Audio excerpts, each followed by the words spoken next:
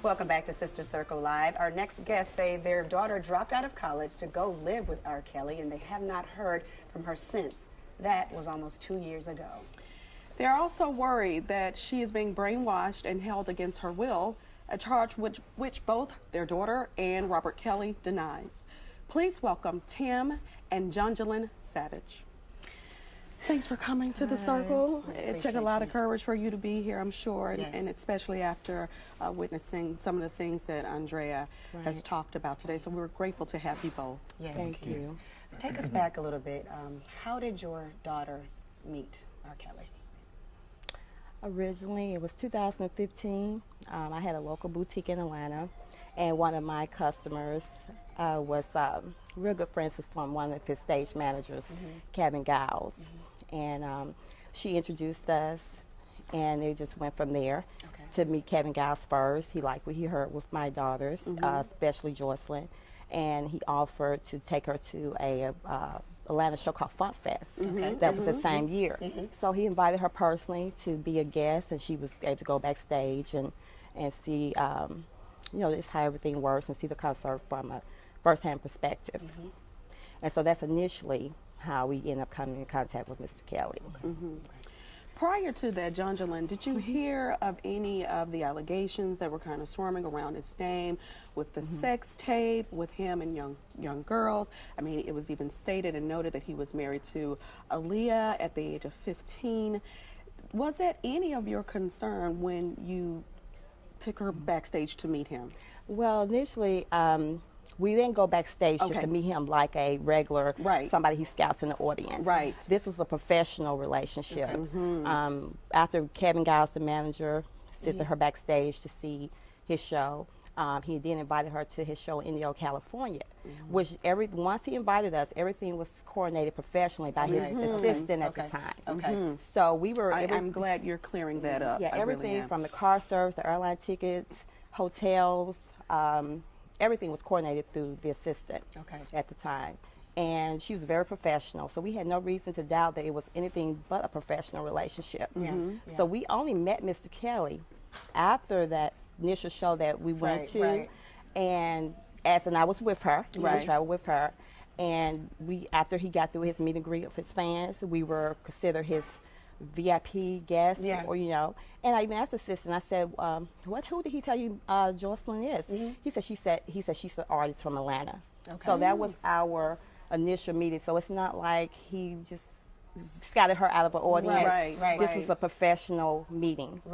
So when did things start to change? When she was in college, and then you look up and she's living with R. Kelly. That was. After the initial meeting with Mr. Kelly, we came back to Atlanta.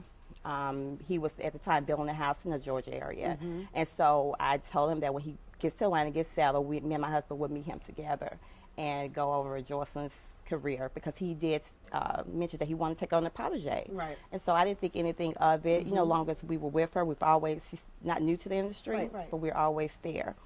So basically, we did, through a mutual friend of hers, we did find out that she had been contacting him outside of our knowledge. And so at that time, we decided that we're just going to stop the music right now, just focus on college. We enrolled her into Georgia Gwinnett College in Atlanta. She stayed on dorm. She went one semester, summer, and then one semester, January 2017. We got a message that her dorm room was cleaned out, and we had just paid tuition for the upcoming semester. And it was, you know, it was out the blue, it was unexpected. We moved her in, but we never moved out. With the transition that she made against your will and against your knowledge, why is it now, her being 22 years old, do you feel that she is being held against her will? I want to bring you in if you want to. Yes, please, Tim. The reason why I think my daughter's being held against her will, because my daughter is suffering from herpes right now.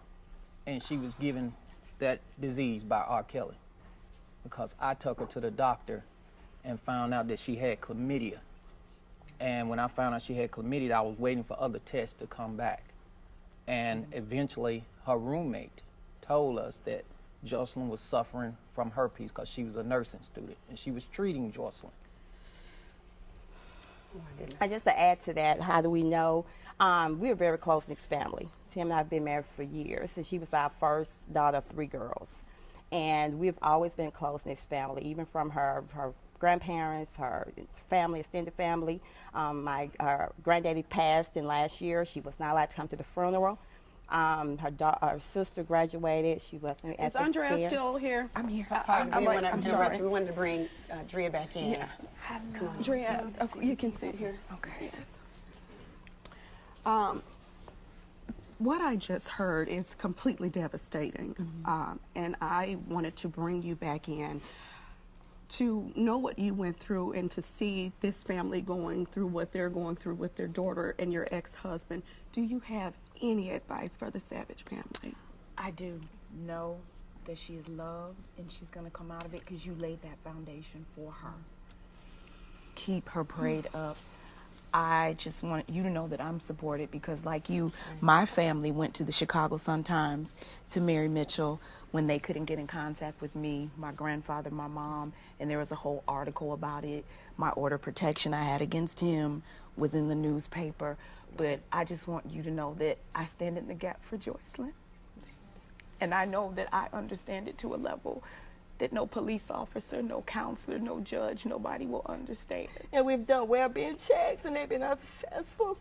And that's why I'm here, because my parents did the same, and that's what made them go to the Chicago Sun-Times. And we didn't want to go to the media. We had no choice because they think somebody's over 18, they're grown. They're grown. Yes. But we know our daughter. They're not. We know she's not saying. We do get the fruit calls we have got there, like prison calls. Really? Yeah. How do you feel that he's never been prosecuted, and now in our society, in a sense, it's constantly repeated itself with him? I think because he has enablers. Just to recently, my husband and I had the courage to speak out. A lot of these people have now fled his camp. They've been enabling him. They're enabling him, or either they take small settlements of payment, and that's something we refuse to do. Right. Yeah, but like I said, he doesn't have anybody there to love him enough to say enough. Drea Kelly loves him enough to say enough. Get help. Yes. And that's how, when you know that somebody truly, truly loves you, they're not going to enable you. They're not going to just turn a blind eye and say it's okay. Somebody that truly loves you, they yank your coattails. Absolutely. And they tell you. And you know what? If I have to be that person, I get it. And I stand in the gap, and I understand that I'm a vessel. I'm and so I'm here to thankful do for you God's work. speaking out. Thank you. Thank you so much. We want to thank you all for speaking out as well. We know, well, we don't know how it feels, but you have a safe place here at Sister Circle, and Drea, you know that as well. Yes. And we thank you so much for being with us. We'll be back with author Michael Eric Dyson right after this.